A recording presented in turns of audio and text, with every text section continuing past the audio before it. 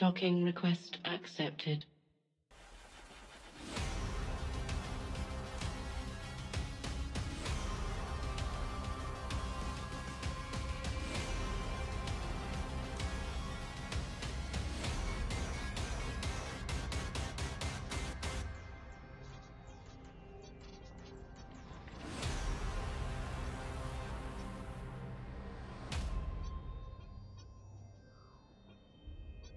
Good morning, New Eden. Today is October 3rd, 2024, and this is the Federation Frontline Report. I am your host, Frozen Fallout, and today we have a really special guest with us today, Komo Sunder. Tell us, you're running for CSM. How'd you get to this point? Let's go back all the way to the beginning. How did you even get into EVE Online to get to this point? You know what? It's a pretty funny story. When I started back in 2012, and back then, if you owned a Mac, you had two options. You had WoW or you had EVE. I didn't want to do WoW. I didn't know anything about EVE, but I downloaded it, loaded it up one day. Didn't have a friend group that was going to join me. I didn't know anybody that played it. I just went straight for it. Learned a lot of lessons real fast in this game. I mean, it was a lot of fun back in 2012. You know, the tutorials weren't what they are today. The new player experience has definitely improved since then, for sure. Although you have a better improved new player experience than what I had for the most part, which was that's true. What was there one? Well, so the first time that I actually played the game, there wasn't one, which is what turned me off to the game, because there was no tutorial or direction, really. There was, like, maybe a little bit of, like, here's what some of your buttons do, you know, and then it was like, off you go, in your Viator, go try and, you know, mine something or shoot something. Like, there wasn't missions or anything back in the beta. But in 2006, there was a little bit of a tutorial, I think. Not much, really. I had pretty much my buddies taught me how to do everything. Like, that's right. I was really lucky. The first 2 days, my second day playing, somebody gave me a coercer. I couldn't fly it yet. You know, no skill. There was no skill points coming from anywhere, so you had no idea what you were training. Gave me a coercer, and I lost it promptly. Like it was. There's a low sec gate. I want to explore. Let's go find out. And it was gone. Protea, what was it? I think it was a Proteus, something like that. Got a hold of me immediately. I'm dead, potted, don't know what happened. That's okay. Jump back in the Emperor and went back at it again. Right. So did you have, like, friends that you joined the game with? It sounds like you kind of just jumped into this, like, fully solo, huh? Oh yeah, it was completely solo. I knew nobody. I really didn't even know a whole lot about the game other than it was a space game with spaceships, and I thought that was kind of cool. Right. Spaceship MMORPG was hard to find in 2012. It was. It's hard to find today, but that's true. I mean, it was great. So yeah, no, I came in at solo. I wasn't solo very long, which was nice. I ran into a group of people I still play with a lot of them. In highsec, they had started a couple months before I had, and you know, kind of showed me the ropes that they knew, right? Their experience was still kind of low. You know, we were doing the hey, this is a wormhole. Mining's great in a wormhole. All we really need is a Drake. Let's go do it, and all die in a ball of fire and decide wormholes are a bad idea, right? it was that kind of learning experience for me. We didn't stay in highsec very long. We really wanted to explore New Eden, see what it had. You know, we wanted to race to the end game, which we all know really doesn't exist, right? So 0.0 is the end game, man. Like, can you imagine if we were just out with the empires, like building our own sandcastle? Yeah. That'd be great. That's what we thought. We're like, oh yeah, 0.0. That has to be where all the cool stuff is. Let's get out there. You know, we take our first step into low sec. We lived in I'm sure you're familiar with the Iridia area, that little high sec pocket in right next to Jansen, in that area. A little bit. Yeah, not a lot of people live out there, right? So we moved in out there and got smashed about a dozen times. If you want to see some really exciting kill mails, go look back at my kill board from back then.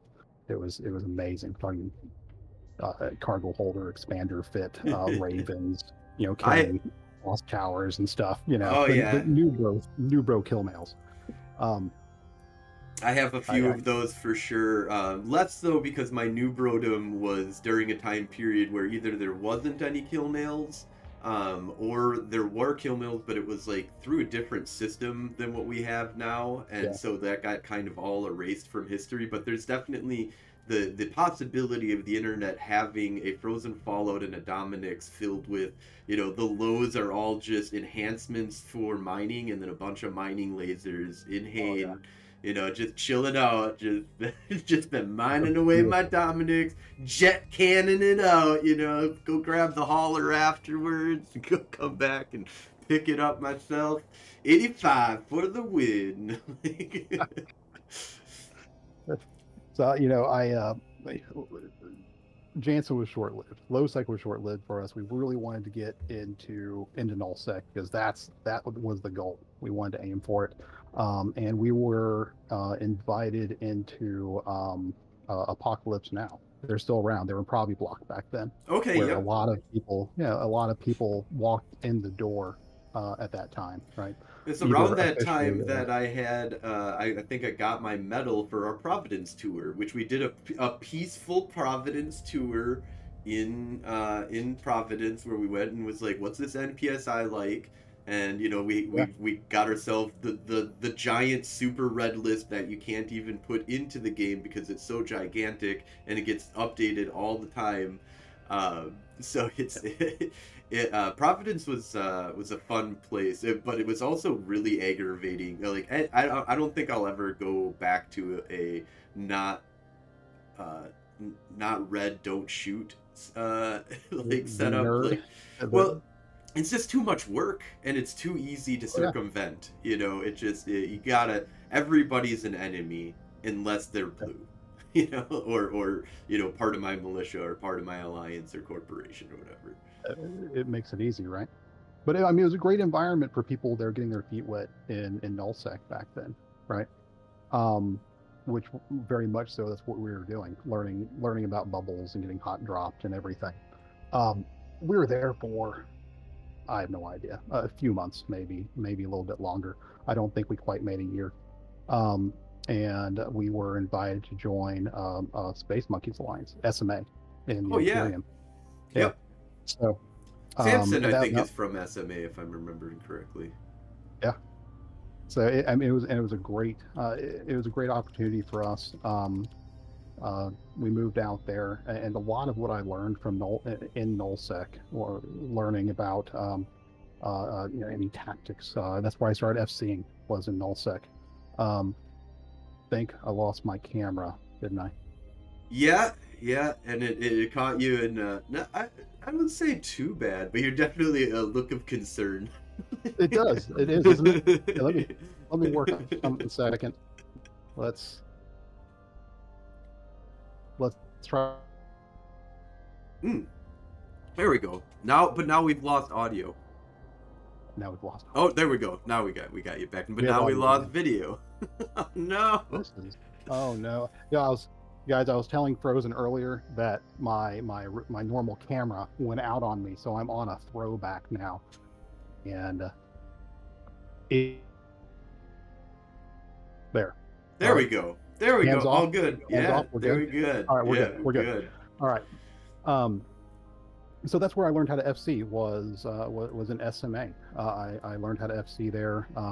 Worked my way up in SMA to a point where I was the Sky Marshal, the director of combat, and for combat. That's pretty awesome. Did you get into like capital stuff then?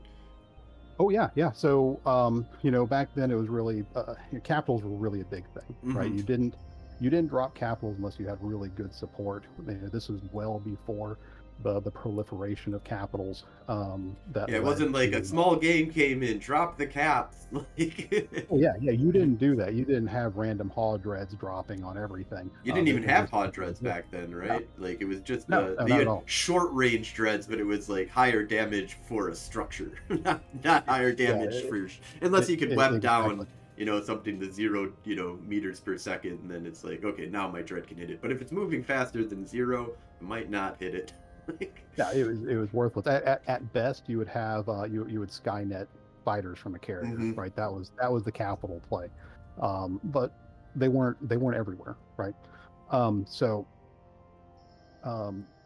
But yeah, no, we use capitals. Most of Eve was T1 doctrine, right? We're talking about, we're right after the phase of Drakes, the world of Drakes, right? Yep. Can I bring my Drake? Absolutely. That's what we're Yeah, all flying. great. Where everybody, everybody firewalled I mean, the strategy, the gameplay back then was so different to what we have now, where, if it's not T2 in today's world, you're really not playing the game with everybody else, right? Or at least it doesn't feel that way a lot of times, or a faction or something. A faction is where, you got to have at least faction. If you're not doing T1 battleships in a faction cruiser fight and stuff like that, maybe a little bit, but even then, it's always good to sparkle in that Navy Megathron instead of a Megathron. Come on, man, really go out there. I'm a lover of the ENI. I love the ENI. So I've converted over to Fulgulente, like because of faction warfare, I get all of my blueprints for super cheap. And I produce out of Hades, so I get fights out of Hades. I build my ships out of Hades. Like I ship in everything, from JITA for modules and stuff pretty easily, and then you just buy off the market from Hades. And so it's just like, well, I don't want to deal with any other ship. I just want to build a shit ton. I've got like 50, ENIs just sitting around, fully fit, waiting, with a lot of old iterations. So I've kind of like thrown them in the core hangar and it's like, I don't know what to do with these old iterations that stuck. And tweaking this fit. Which school of thought are you from? Are you rail or are you blaster? So I would say primarily I like blaster, or I'm sorry, I like rails for general purposality. Like if I want to just have like a fleet of ships just flying around looking for something stupid to get involved in, I want a bunch of long range ENIs that can hit out to like 90 kilometers, so we can go in onto the, like if there's like a big capital fight going on because Snuff dropped a whole bunch of shit and Shadow Cartel counter dropped or something, and so we want to just get in and kind of see what's going on. It's really nice to be able to like get the lay of the land at 90 kilometers. If you have the option to get closer and deal more damage, that's great, but you can kind of see what's going on in a lot of like 3-way fights and stuff like that. Or if you got you can fuck with enemies that are much bigger than you. Blasters are really great when your purpose is to, that you've got a fight coming to you and you're going to play in a plex, or you're going to play in something that's going to drop you, within 10 kilometers of each other. That's super important to have, like, all that, doubling your damage is, like, so cool. But the problem with it is if you're not in a situation where everybody can get to 0 on the target, or you're getting kited out, you're fucked. Like, you're just completely useless as a fleet comp if you can't be on top of your target. And if people have problems getting on top of their target, then your DPS goes from like insanely awesome to 0. And so I'm cautious of those situations, but more and more I'm finding myself being like, fuck it, a lot of these people fight at 0 anyways in plexes. I need that higher DPS output, and I'm really pushing over to having more of a point blank range point of view, because I know the situation. What about yourself? Oh, I see. I love the blaster, but I'm not running them. I'm not running them with the guys. We're running in there 10, 15, right? So it's a different world. It's okay. You're going in there with a bunch of 15 ENIs, blasters. You kill what you can at knife fight range. If you can't kill it off, okay, well, you go down swinging, right? Everybody's having fun either way. Yeah, and that's about our numbers, is about 15 people. Is like, if we can get to 15 people, we're really pretty happy in militia. We get above, up to like 30 is like, when we're like, holy shit, we got like a fucking fleet going on today. Like, we gotta do something with this. Yeah, we gotta murder something. Yeah, but no, you get in at 0 and you just start deleting stuff with ENIs, and it's a lot of fun. Sometimes you'll warp in, you'll grab a hold of something that you probably shouldn't have, and everything dies in a ball of fire. But everybody's on comms laughing, everybody's having a good time with it, and that's what really matters, right? And usually with like ENIs, the one thing I've found with rail ENIs that can be really frustrating is you can get into a fight and lose half your fleet or so, and like you don't get one kill mail because you didn't get enough DPS, or you're playing at range, so everything just warped off, kind of thing. With knife fighting ENIs, it's like, usually, even if you shouldn't have taken the bait, you killed the fucking bait. So we got the kill mail, motherfuckers. Like, maybe a few more of you along the way, like, when you're always take the bait when you're flying stuff like an ENI. I mean, these things are dirt cheap, right? Why not? Maybe you're going to kill it, maybe you won't. You're probably going to kill it, right? You'll trade something, but yeah, no, ENIs are fantastic. So you're not a big fan of the VNI, or you like the VNI too? So the VNI, so since I do faction warfare, the VNI is super useful in, one, I like to use it as a command ship. So if I get into a big fleet, if I get a big fleet of ENIs together, I'm going to be the VNI. I'm not going to have a point. I'm going to have a target painter and really long drones and some newts on me in case something gets close, or if we need a little bit more newt power. But the idea behind it is that my tank is twice as big as all the ENIs, so in order to shoot me, the fleet commander, it'll take you twice as long to bring me down, and I'm not really doing DPS, I'm just fleet commanding. It's like 250, maybe 300 DPS you can get out of a super tanked VNI. And I really like it for battlefields and stuff like that. Like, it's got that little bit of tank on it, self-tank, that you can go in and self-run buttons and stuff like that in a battlefield. But the VNI is just not... It's got its tank, and it's nice for small gang type kind of stuff, but as soon as you get above like 10-15 people, its tank doesn't really pay off as much as having a bunch of DPS. Yeah, I suppose that's true. It is still a T1 hull, right? Yeah, and I mean, it really can only, even in like peak, it's like, what, like maybe 60,000. I mean, you're not getting anywhere close to like an Auger Navy issue or anything like that for the tank that you can put on that thing. Oh man, they're a lot of fun. They are good, though. The drones I've had a lot of fun with VNIs as well, and if you can go away from super tank, a little bit of tank, and have it be, or you can go like really small gang or solo with it, and you can do really well. Like, you throw 3 reppers on that thing, and it's like, it can take forever.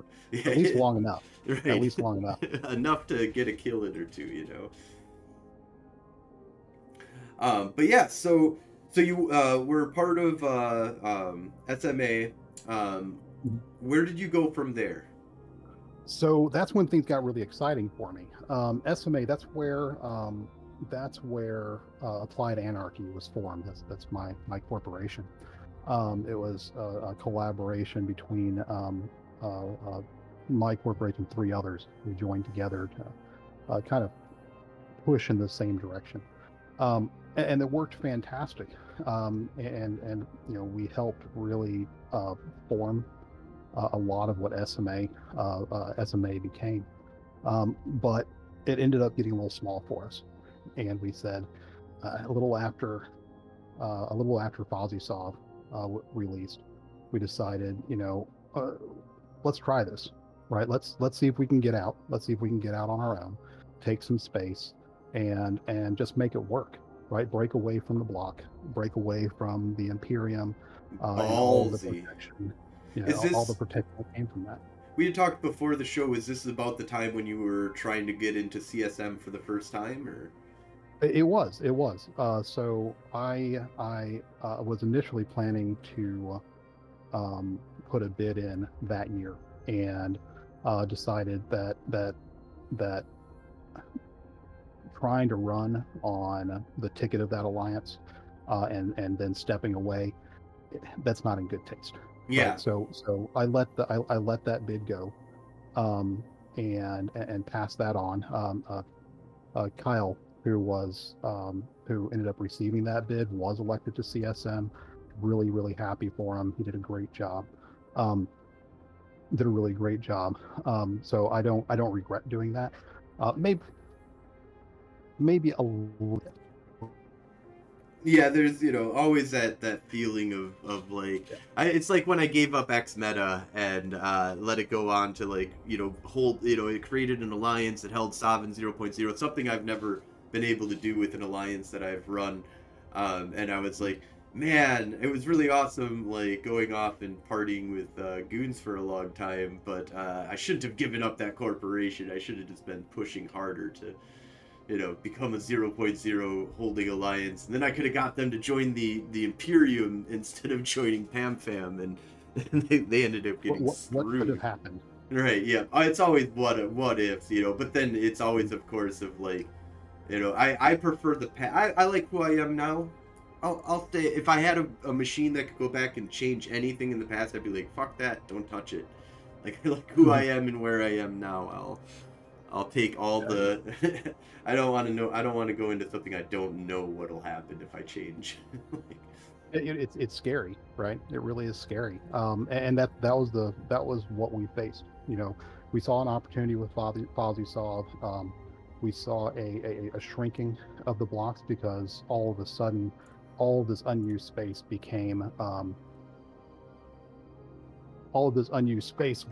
a liability, not necessarily an asset to him anymore. So you saw alliances just shaving off space. Nobody owned it, so you could walk in, and I apologize. Your camera is hating you. It is terrible. And this is why I upgraded it to begin with, right? Yeah. Behave. So, but anyway, we broke away. We ended up moving to Outer Ring, and in mission hubs out in Outer Ring. I played in Outer Ring for a long time. Well, not a long time, but a short time. It's such a fun little area. Yeah, so we moved into NMTAC. It's one of the mission hubs on the fountain side of Outer Ring. Actually, we still have members that live out of NMTAC today. But from there we invaded Fountain, and at the time it was primarily held by the Fountain Core group, right? I think it was Hun Reloaded, Seventh Sanctum, Gangbang, those groups, right? The fellows that have lived in Fountain forever, right? Right. Yeah. So, and we managed to pull. We pulled one constellation, we pulled a second, and pulled a third, and we were happy with that. And we cut out our little piece of Eve out in the tail end of Fountain, and we were happy with it. We were doing good. We were starting to grow. We were starting to take some moons. Started having some income come in, and once we really got established out there, we were hit with the Viceroy. The Viceroy. Yes. Yep. Yep. Right? Everybody must submit to the Imperium. Exactly. So, we were given an option. We can bend a knee and say, okay, we're going to start paying your tax, or we can invite it. Instead we went ahead and invited. I don't know if you were comfortable, or you were familiar with the 117 message that went back to Scooter McCabe back then during the Viceroy program. It sounds familiar. I remember the Viceroy program and reading a bunch about it in the reply, because I was part of Goons at that time. Okay. I'm pretty sure. So, either way, we said no. the Viceroy Wars started off in low sec. We participated to a small degree with that, but we really didn't get that kickoff until World War B or Casino Wars, whatever you prefer to call it nowadays. And we walked in the door as the vanguard for that set of wars in the Imperium, as an independent alliance, knowing very well that we were inviting the full force of the Imperium on us doing that. But the fact of the matter is, it was fun, and I felt like we were standing up for what we believed when we did that. And the entire alliance stood behind it. We had never had better numbers in fleet. We never, we hadn't had that amount of engagement. I mean, it was fantastic, and it still, as an independent alliance in Eve, able to do something like that was great. And I don't want to rehash what happened with that war. I think we all know, but it was really a great time for us as an organization, and me as that castle builder, right? The guy that likes to see things grow and likes to build. And to give you that kind of like fighting spirit of like, this dude just, like this empire rolls up on you and it's just like, bend the knee because, not for any good reason, just because we are powerful. You should just, everybody in the galaxy should bend the knee to me. I mean, it was basically, and from our point of view as when I was a B, we were told basically that this was being done because we want fights. Like, we want passionate people. Like, we might as well just go out and be the bad guy. Like, we're so ungodly powerful right now. Let's just go out and basically tell everybody to bend the knee, and the people that don't are going to fight us, and that's going to be great. And anybody that does, well, we just, incorporated more into our numbers. Like, it just, right? And if I remember correctly, wasn't that under Clusterfuck? I can't remember I don't think they were Imperium yet when they did that. Were they not? I don't remember when that changed. There is a changeover, and there is also a changeover in philosophy that kind of happened when they went Imperium to a certain degree. But in any case, I definitely am envious, for sure, because and I think that's kind of the way that Fed Up went, kind of thing, which is why I'm still envious of those guys. Like, God damn, man, that's so fucking cool. Like, you carve out a little bit of history in Eve that really is you carving out history, putting your namesake onto the map, and building something up independently of, like, being just part of a super block. And that's Eve right there. That's something that is really, it's not like any other video game that you can get into the history books, because I mean, on the scale of grandness, there's unbelievable grandness that happens in Eve. And so about like the grandness of World of Warcraft is like Leroy Jenkins, like I can't name really anything else from there, but there's height, there's great wars that have happened in this game, giant empires that have formed and fallen, great giants that have created this environment that we're in today, the political landscape, and yet you can still in this game, as a smaller alliance, an independent alliance, carve out a very strong history of you and what you did in this game and how you fought those greater powers and stuff like that. That just you can't get that tale anywhere else in a video game that I know of. You can't. And unfortunately, I don't feel like that's really the world we live in anymore with Eve, right? I think that it is, nowadays, it's really difficult for that individual that's looking to the stars, that wants to build an empire, that wants to step out into 0-0, they want to take that risk. It's really, really hard for them to do now. Everybody is hanging over your space, right? And I think that And that's also analogous to the real world to a certain degrees, because as time goes on, like the nationality or sovereignty in 0.0 solidifies to a certain degree, you know, and yep, it's only up to CCP to really shake that environment up, or else if it was truly a stagnant universe that we existed in that didn't have, you know, devs coming in and changing the universe to make it more, you know, complex and have something kind of going on. The idea of you know, like if you look at our world today, it's much more stable than it was 100 years ago, and you go back yeah, 1,000 years ago, and it's like, my God, are we the most stable thing in the entire universe? Things don't fall apart anymore here. And that kind of happens is happening in 0.0.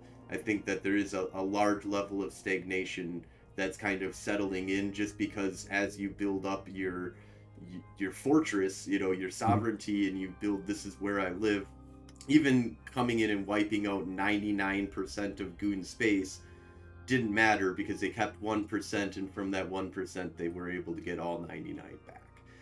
yeah. And And you know, sorry, go ahead. I interrupted you. no, I think that that's the end of my thought there. You know, and really that's a world that I want to see again. I want to see I want to see that fresh new blood reaching out to 0.0. I want to see those people that are holding space, the ability to utilize that space, and carve out those dreams and tell those stories, right? Saying I stood up to Goliath, and this is what happened. Now it's hard, you know. Not everybody's going to be able to do those things, and a lot of people that step out in nullsec, you know, they're going to get squashed, right? But and friendship does matter. Like, I mean, being able to, you know, utilize a giant fleet of like 200 people is going to help you if you're going up against somebody that's throwing 200 plus people at you, type kind of thing. You can't expect to go in with 15 dudes and be like, why can't I take space in 0.0 with only my 15 guys? Like, this is ridiculous. This guy brought 200 people, and it's like, yeah, you know what they do? They throw thousands at each other when they're really trying. Like, come on, dude. I don't understand. I just want to move to the drone lands, but Lord keeps bringing people and killing me. It doesn't make sense. It's not fair. Why would you shoot me in my stuff? I'm just building a sandcastle in the desert. This be Mad Max, motherfucker. We kill you because we can. It happens. But you know, I think I may have segued a little bit, but you know, I'm really passionate about this because I want people to have those experiences. No, you're not moving into 1DQ tomorrow, right? With 100 dudes. That's not going to happen. You're not moving into to MJ with 100 dudes. That's not going to happen. But I think it would be beneficial to see some space that's available. Maybe it's an inconvenience, right, for large blocks to come in and burn stuff to the ground, or have the ability to back another small coalition or small alliance to push agenda within those neutral zones, those neutral areas. You know, I think I may have lost you this time. No, I'm here. I got you. Okay. You know, so I think that's really important, and that's really the launch of Equinox and what it brought to null this time around is what sparked me to run for CSM this time, right? Awesome. So are you, because that's exactly what my next question was kind of leading into, was like, how do you feel about the new changes that they've made to SOV? Also, and I think I just kind of want to throw it out there, is if we could talk about first, before we even go into the SOV changes, what is your stance on the Skyhook? On the Skyhook? Oh, that's a hard question there. The new change, it just fucking came out, man. Where are you? Are you pro CCP? Fucking made it great. They saved the 0.0 empires from the marauding bands of 2 and 3, 5 fuckers that are causing chaos, or are you like, man, we need to raid these fuckers? It's GTA time. Well, you know, I'm looking over at my Discord here to see how quickly I get kicked out of channels. No, the changes were an abomination. That was terrible, right? I think it is. Look at it. My camera is boycotting me. This is your alliance mates coming in, man. You got a hacker in your team that's just like, hold on, man. Like, this is somebody. Hold on, man. We can't talk about this. But no, it was. So one of the things that nullsec severely lacks is player-on-player interaction. Right, you have the big block fights, you have the big ship fights over structure timers and things like that. But over the years, you've seen opportunities for small group interactions very slowly get stripped away from nullsec. Right. ESS was a great introduction. I think the format is radically different than what most pilots are used to, which is a good thing and a bad thing. But the nice thing about Skyhooks is it gave you an opportunity to play under the format of 0-0 and have a real reward both ways. Now, do I think that it could have been optimized a little bit? Yeah, I think so. Maybe it was a little too open. Even as a GTA motherfucker, we've got to go raid these fucking things. I have to admit, man, it was all brownie points on my side. But I did have a few times, I do have to say that the one interaction that I had, well, a couple times actually that I've had this happen, where I was being ballsy and I was like, oh, I'm just going to, I don't care there's somebody ratting in the system, I'm just going to jump in and start raiding the Skyhook here and not care. And it's just me and my, cloaked hauler. So they just come in and they're like, oh, I've got a rattlesnake here that doesn't have any points and can hit you at 100 kilometers. So I'll just warp in with a rattlesnake at 100 kilometers and just blow up your shitty ass cruiser that you have running this site here. Yeah. You can't run away. So, it was amazing, right? I don't like the vulnerability windows. I'm just going to throw that out there right now. I think that the vulnerability windows were really a waste of a content generator that was working in 0-0. I also understand that the resources coming from those Skyhooks, some of the smaller alliances that couldn't defend, the 40, 50 man gang of ENIs, right, robbing everything in their space and being left with 0. I get that, right? I'm not blind to it. And especially when you're talking about those ice planets, if they want strategic upgrades, that they need that, right? If they want to do super cap building, that they need that. They need a lot of it. So I can understand the trade-off there, but I believe that there are ways that we could have approached this, that maintain the content, and still reserve some of the resources, right? If we have what we're sitting at right now and got rid of the vulnerability windows, I think a lot more people would be happy. Everybody? No. But I think a lot more people would be happy. I know I had a blast defending Skyhooks. I would sit in my Fortizar waiting for pings to go up so I could start burning a Sino, right? I loved it. It was amazing defending those things. I had fun raiding the fuck out of them. And my thing was, I was the asshole who would just come in and raid one of your Skyhooks. I'd just go find one and raid one, and then I'd disappear. and sometimes if you had a spot-on response fleet, you could catch me pretty fucking easy. But if you didn't have a response fleet up and ready, like, I'm not sticking around raiding. Although every time that I raided like 3 or 4, that's exuded. It's like fuck, man. Of course they're all here now. God damn it.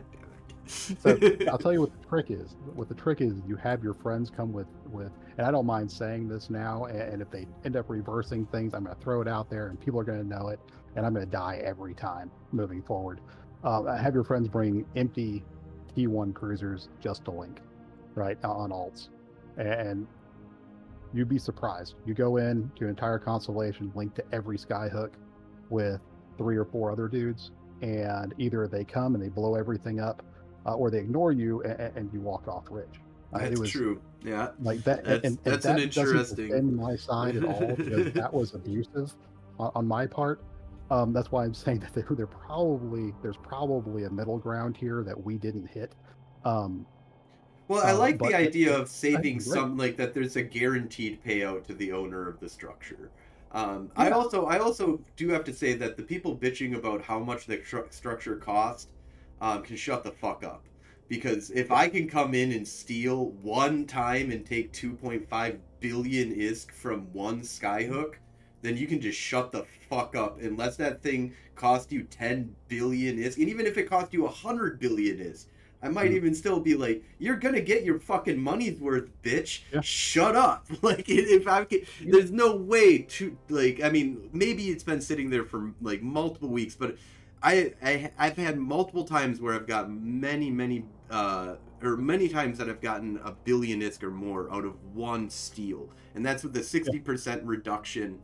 It means one of these skyhooks paying off for you, if you just sold it in raw materials, is just insane amount of money that you can make off of this. Now, you do have to supply, and I always do wonder about, like, were people hurting on the supply? Was there actually a supply issue that 0.0 is, like, literally, like, being like, we put up all this shit and we really are getting, 10% of what the expected, or what is the needed value for us to run our empire off of these things?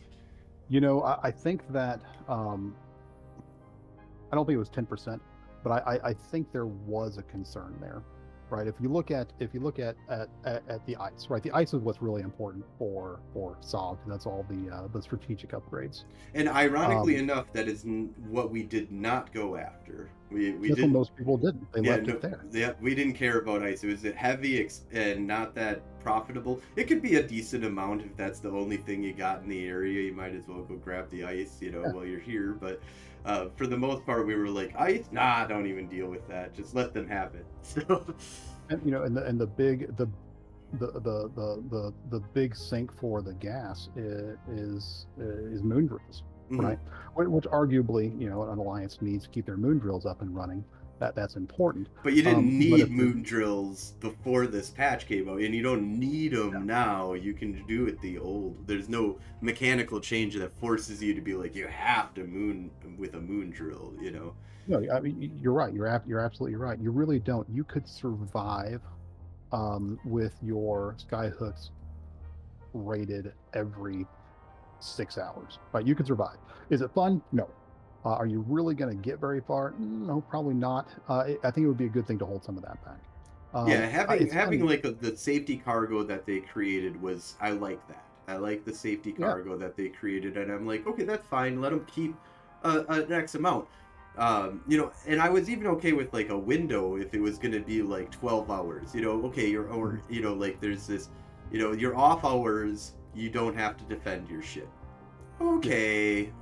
Then it really is me coming in with one ship and just stealing some shit real quick and getting the fuck out. Is doable but really hard. And if I come in with a fleet, I'm probably gonna get a fight type kind of thing. Probably gonna get dropped on by a lot of capitals, but we'll see.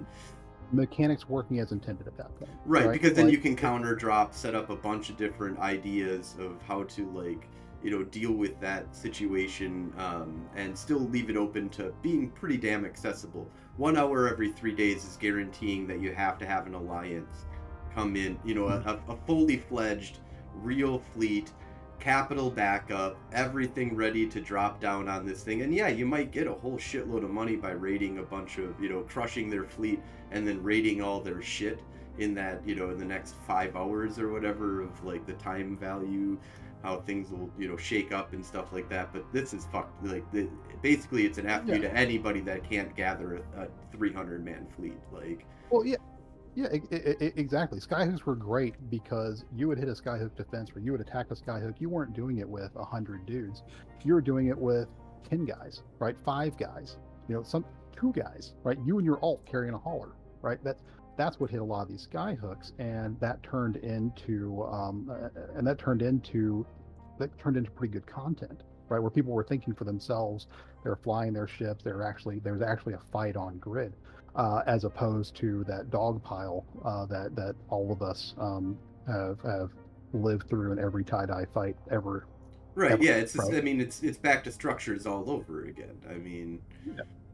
like structure So bashing you don't do with a small group if you're going after a real 0.0 group, and this is now turned into like, a structure bash kind of scenario. yeah, and it's not great. And really, what Null needs is more opportunity, similar to the ESS, right? Where you can go in with a small gang, you rob the ESS, they defend it or they don't. It was the same idea. You're taking part of their money, right? You're taking part of their money if you succeed. If you don't succeed, well, you don't get any of it. Great. They have the opportunity to defend it. If they don't, they don't. Whatever. But it's small groups generally that you see doing this. We need more opportunity like that. Skyhook's brought that. That's not the iteration that we have in Equinox right now. I would like to see that reversed, at least to a degree. Honestly, I'm not a big fan of any vulnerability window on them, especially if you have a reserve silo. You're always going to have that amount sitting there waiting for you if you have the reserve silo. So you don't necessarily need the vulnerability window. But if push came to shove, everybody else at the table said, no, the vulnerability window is necessary. You need to have this. Okay, right? Okay, I don't know everything. Yeah. I can get behind that. Especially if it's explained properly why that's the case. Like if you just are like, we need the vulnerability because, and then stop there. You might be. I might be looking at you and just be, you're a fucking idiot. Like I'm sorry, I'm not listening to you anymore. But if you give me a solid reason, we can discuss and have an interesting conversation over it. I'm willing to understand vulnerability windows a little bit. Yeah. Sleep time is important in most alliances. Like most alliances are not 24-hour coverage. Most alliances need at least 8 hours of sleep.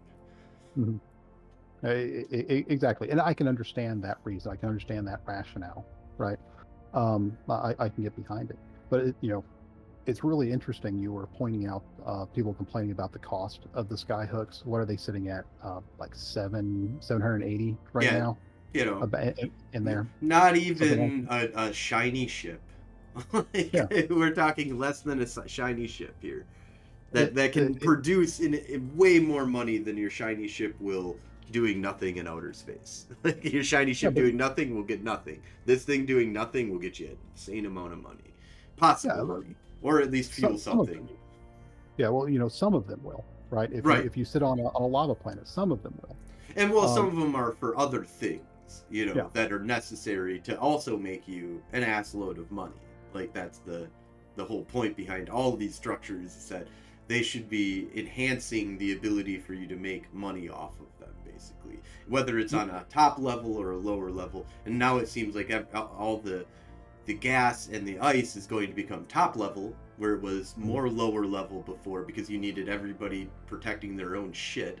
Being like, okay, I need you to protect this, you to protect this. Like, here's your assigned shit. You get the shit from it because you're assigned to it. And now it's like, well, now I'm the Empire, and we can protect all of these without any of you assholes. All we need is the 1,000-man fleet to drop on them whenever we open the vulnerability window every 3 days. But let's. I mean, I think it's important to talk about the cost, right? If we're looking at the point of view of what's 800 million is, right, for that skyhook, to be able to create that is, block alliances. That's nothing. That's pennies in the bucket, right? That means nothing to them. Right. If you have a Titan sitting in a corp hangar somewhere, probably not worried too much about the cost of skyhooks. I'll tell you where my concern is that with Equinox, and of course, this is me going back to the new alliance breaking out into nullsec. If you had a brand new alliance coming out of, let's say they want to move into Scalding Pass, right? Let's say they want to move into Scalding Pass from Curse. They want to put their flag up. With Equinox, it's not as simple as just dropping a flag on one system. propping up an iHub and dropping your Athenor and saying this is mine, right? That costs what, a 3 billion, 4 billion isk? Right, pennies even to most yeah. people. I mean, like Yeah. that are gonna throw that kind of stuff around and want to do that. Like it's gonna be a small incurred cost. Exactly. It really doesn't cost anything at all. As a matter of fact, people can go around and troll SOV and just drop Sky or iHubs and TCUs everywhere, just to say, hey, that's mine for the next week. Right. Today in SOV, if you're moving into SOV, you're not an established alliance. You don't have a big bankroll, which a lot of new alliances just simply don't have. You have to now drop your shub, right? Drop a skyhook on all those planets so you can use your upgrades. So And you need like what, a constellation, right? Like you can't have like a system or two and be. And this is something that is back and forth in Eve. Is the tale of Eve ever since the beginning. It feels like they continuously are like, okay, let's make all of space useful so that anybody that grabs a little chunk of space, it's useful and it's good to have some 0.0 under your hood. And then it's like, no, actually, most space sucks, and now you have to have just specific systems that matter. Oh, now all of space sucks, but you can upgrade it. Okay, that's great. Now everybody can upgrade it to make it cool. Oh, no, hold on.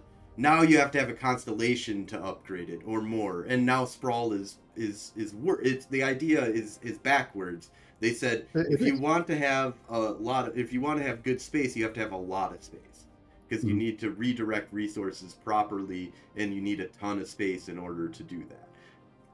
I don't know exactly.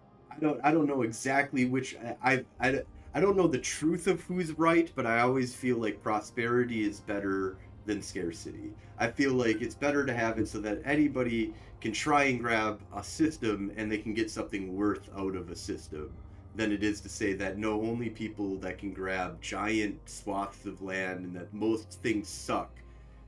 Like it's like, well, then most things suck, and now everybody's pissed because most things suck.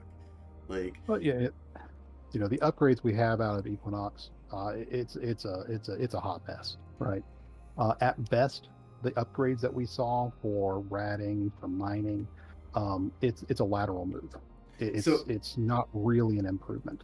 Really quick, Smelling Error says, so Equinox made it harder for smaller corporations to try and claim some sovereignty space. I don't know if that's exactly the statement that I would say. I would say that it's harder for them to make use of anything more than a constellation.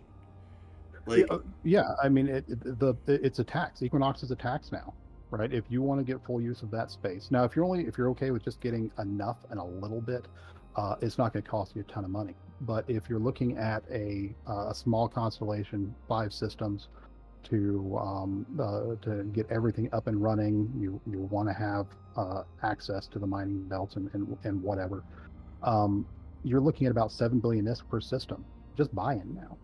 So that's 5 systems, 35 billion ISK, just walking in the door to solve now. So it's to a degree, I agree with it. It does make it more difficult for a small group to walk in the door and plant that flag, and actually utilize the space, right? I guess anybody can just throw up a shove and say this is mine, but that doesn't mean a whole lot, right? So we are coming up on a little bit of time here. I want to make sure that we have enough time to just make sure that we understand, where are you currently in the game right now? What are you doing currently in 2024 these days? 2024. So I am I'm the CEO of Applied Anarchy, and we are a member corporation in the initiative. And I know now I say that out loud, I'm sitting here, praising the idea of elevating smaller corporate, smaller alliances. A new alliance is trying to break into nullsec and being a member of the initiative. Well, I understand the irony there, but truthfully, we need that. We need people who are in higher positions in Goonswarm, in PamFam, in the Imperium, in the Initiative. Now, the one thing I would say though is that it's controversial that where the Initiative is right now. they say they're neutral. They're friends with Imperium. If anything came to push to shove, Imperium would back the initiative in any attack that happens from Pam Fam or pretty much anybody else of real threat. But you don't have access to their comms. You don't have access to their system-wide pings and stuff like that. So if there's something important that leadership needs to work on, they work on. But yeah, there's definitely a relationship there. There's a now. I'm going to be completely candid here. I'm not in leadership with the initiative, right? I'm a CEO of my corporation. I FC fleets to a degree. So anything I say here isn't necessarily the standing of the initiative. Now, I believe that the initiative, stands for a lot of things that I'm saying, and that's why I'm in that alliance. They believe in growing nullsec. They believe in trying to cultivate opportunity and really bringing numbers into nullsec and into the game in general, right? I would imagine anybody running for CSM is going to agree on that. Anything that's good for the game is going to be good for me as a player. It's going to be good for my corporation. It's going to be good for my alliance. It's going to be good for everybody. Yeah. Health of the game is paramount. Like health of the system. How you think that health can come about is what's kind of important. So speaking of that, give me your platform of what you think will make Eve healthy. What will make Eve healthy? That's a really, really good question. Opportunity, 100% opportunity. There are a lot of people coming into this game. They hold on to the game to a point where they've learned what's going on, and they find the harsh reality that they aren't able to make that story, right? They're not able to sit down and tell you about chaos theory, right? They don't have the opportunity to do those things. And I believe if those doors are opened, where an alliance can form a group of friends, form 20, 30, 40 people, and say, I want to adventure, I want to try, to have that as a possibility. Because right now, I don't think it is. I don't think that the game is I don't think the game is open to a new group saying, I want to try, and them having a realistic chance at trying. That's what I'd like to see. Okay, and then on that note, then do you have a vision for how you think that is something? What are some of the changes that you think need to happen in order to bring that vision about? I believe that mechanics need to be introduced into the game that make unused solve a liability, as opposed to an asset. Right now, it's very easy, especially with Equinox, as you stated, to have good space. You have to have a whole lot of space, and some of that space is just not used. We need to find a way in the mechanics to reel that back, give larger alliances a reason why they should let go of space and not just hold on to everything. Be it through player harassment, be it through financial means, be it through the requirement of just physical upkeep of those of that space. One of those options, anything that can make it more difficult to hold space on the fringes of your empire, to release it, let people move into it, let people try and develop. I think that's what would be healthy for the game. I think that's the change that we need. I'm still kind of torn on the point of, is it a financial thing that we look at? Really, I think it's a player-based thing. If it becomes easy to harass space that's not well managed or controlled, most alliances are going to let that go. They just don't need it, right? I think that's the route that we need to take as a game. Let the players do it. I agree 100% on that, and I really like this interview. This has been really solid. I have to say that after this so far, you're definitely on my list of 10 people that I'm going to be voting for during the CSM cycle for sure. This has been really cool. Before we wrap up, I want to make sure if there's anything else that you want to, any other part of your platform that you think that is a key element, or anything else that you want to talk about. And then we'll also go into shoutouts in a little bit here. But I wanted to give a little bit of time. Is there anything that we haven't touched on before we wrap up here that you want to make sure that you touch on? You know, I just want to reinforce the idea of the rising tide, perspective that I have.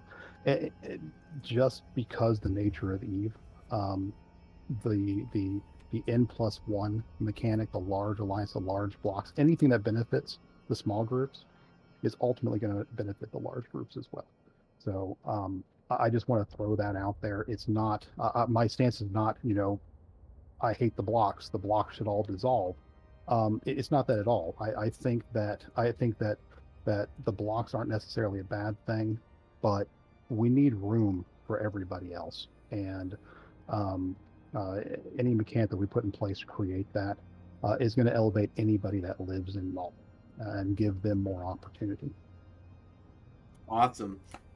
Yeah, and I think that's a very good. That's exactly what kind of stuff I want to see out in 0.0. I have you know, a lot of other ideas of, you know, and you can kind of check out my platform and what I'm kind of running for.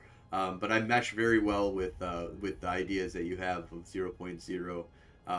My one thing that I would add in is I think we should just make low-sec like the fucking treasure trove bitches. Like, this is where you come to raid shit and get the things that you can't get in 0.0 or something like that, you know, kind of stuff. But yeah, this has been really awesome, kind of going over all, like, from a 0.0, you know, larger, not like, you know, super coalition, but a large independent organization in Eve.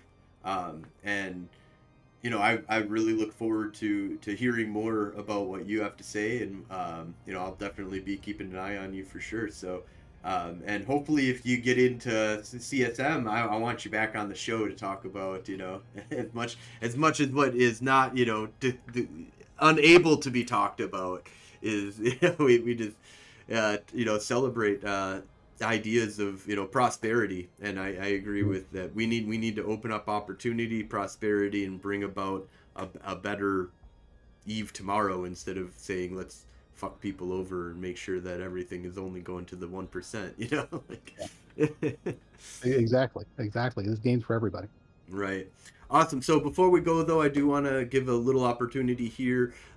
Is there anybody that you want to give a shout out to? Your mom, your dad, you know, because they'll definitely be checking this out, I'm sure. You know, any CSM members that you'd like to, or candidates that you'd like to see serving on the council with you? So, you know, I'll give a shout out to my wife for putting up with me and Space Pixels for as long as she has. You know, candidates, you know, I'll tell you, just from listening to you over the years, I know where your mindset is. I would love to collaborate with you if you make it on the CSM. I think that would be amazing. I have to give a shout out to Ariel. I think that he's really doing good things on the ESI side, the dev work that's out there. And I'll tell you that, and he doesn't know I'm going to say this, but I think that I would love to be able to sit down and pick Oz's brain. Yes, right? Oz is so cool. I like Oz. That would be pretty cool, wouldn't it? So, hopefully Oz will be on Declarations of War with me and a few other people that we're gonna do an episode this Sunday. I'm really looking forward to it, because yeah, I appreciate all that Oz does, and that's another one of the people that's definitely on my 10 person ticket for this CSM for sure. Well, that's great. I look forward to listening to it.